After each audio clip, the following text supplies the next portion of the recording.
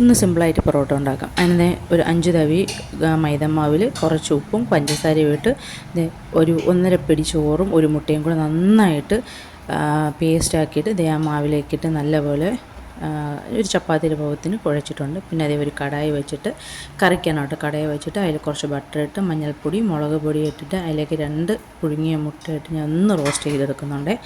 നന്നായിട്ടൊന്ന് ജസ്റ്റ് ഒരു പരുവത്തിനൊന്ന് റോസ്റ്റായി വരുമ്പോഴത്തേക്കും അതിലേക്ക് ആ എണ്ണയിൽ തന്നെ ഞാൻ ഒരു 2 ഏലക്ക, കുറച്ച് പട്ട, ഗ്രാമ്പു, ഇച്ചിരി ഇഞ്ചി വെളുത്തുള്ളി പേസ്റ്റ്, പിന്നെ നല്ല സവാള നല്ല പേസ്റ്റാക്കി അരച്ചതാണ് മിക്സിയുടെ ജാറിലിട്ട് നന്നാക്കി പേസ്റ്റാക്കി അരച്ചിട്ട് അതിൻ്റെ പച്ചമണം മാറുന്നത് ഒന്ന് നല്ല ഒരു ബ്രൗൺ കളറാകുന്നവരെ ഒന്ന് വഴറ്റിയെടുത്തിട്ട് അതിലേക്ക് തക്കാളി മിക്സിയുടെ ജാറിലിട്ട് അടിച്ചതും പിന്നെ ഒരു 2 പച്ചമുളക് 4 കീറിയത് ഇട്ട് കൊടുത്ത് നന്നായിട്ട് ഇളക്കിയിട്ട് അതിലേക്ക് കുറച്ച് കുരുമുളകും മഞ്ഞൾപ്പൊടിയും മുളക് പൊടിയും ഇട്ട് നന്നായിട്ട് കുറച്ച് കറി മസാല ഇട്ട് നന്നായിട്ട് പച്ചമണം മാറുന്നവരെ ഇളക്കിയിട്ട് കുറച്ച് ഉപ്പ് ഇട്ട് ആ മുട്ടയും ഇട്ട് കൊടുത്തിട്ട് നമ്മൾ റോസ്റ്റ് ചെയ്ത് വെച്ച മുട്ടയിട്ട് ഒരു തിക്ക് ഗ്രേവിയാക്കി എടുത്തിട്ടുണ്ട്. അതിലേക്ക് കുറച്ച് മല്ലിയിലയും കുറച്ച് ബട്ടറും ഇട്ടിട്ട് കറി നമുക്ക് കുറച്ച് മാറ്റി വയ്ക്കാം, അടച്ച് മാറ്റി വയ്ക്കാം. എന്നിട്ട് നമ്മൾ നേരത്തെ സെറ്റ് ചെയ്ത് വെച്ചിരുന്ന മാവ് നല്ല പരിവായിട്ട് വന്നിട്ടുണ്ട്. അതിന് നമ്മൾ കൗണ്ടർ ടോപ്പിൽ വെച്ചിട്ട് നന്നായിട്ട് ഒന്നും കൂടി ഒന്ന് ഇത് ചെയ്തെടുക്കാം.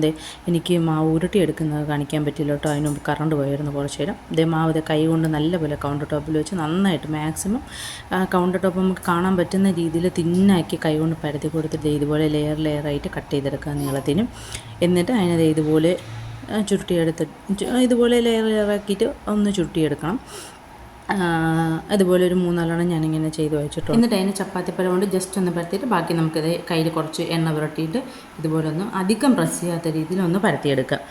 അതുപോലെ ഞാൻ ബാക്കിയുള്ള എല്ലാം അതുപോലെ തന്നെ ഞാൻ പരത്തിയെടുത്തിട്ട് പാനിലേക്ക് വെച്ച് 2 സൈഡും മറിച്ചിട്ട് സെറ്റ് ചെയ്ത് വെച്ചിട്ടുണ്ട്. അതിനെ നമുക്കൊന്ന് ഒരു 3-4 ആകുമ്പോൾ നമുക്കൊന്ന് നന്നായിട്ടൊന്ന് അതിനെ അടിച്ചെടുത്തിട്ട് ആദ്യം നമ്മളുണ്ടാക്കിയ എഗ് കറിയും പൊറോട്ടയായിട്ട്. അപ്പോൾ ഇന്നത്തെ ഡിന്നർ കുശാൽ. Good night.